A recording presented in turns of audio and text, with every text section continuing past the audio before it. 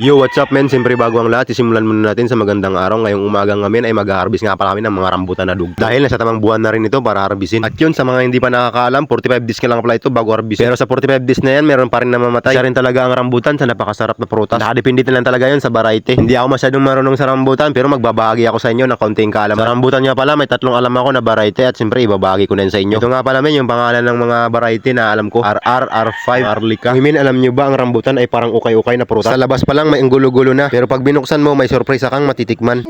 Ang rambutan ay parang ex mo yan. Akala mo nakakatakot lapitan dahil sa itsura. Pero pag tinikman mo, ang tamis-tamis pa rin. Kung ang buhok ko ay kasing gulo ng buhok ng rambutan, baka magmukha na akong walking. Pero okay lang, at least healthy. Aray ko po. Alam niyo ba men, ang rambutan ay may secret superpower. Kaya nito gawin sticky yung mga daliri mo. Kahit anong gawin mo, parang love, nakakadikit kahit ayaw mo na. Ang rambutan ay parang crush mo, mahirap buksan pero worth it yung effort. Sabi nila, don't judge by its cover. Pero sa rambutan, okay lang kahit anong itsura niya, masarap pa rin. Ang rambutan ay parang light. Minsan hairy, minsan sticky. Pero always worth it. Wala, tama na ang kalukuhan. Ganito na lang pala men, at hindi ko napahahabain. Thank you for watching.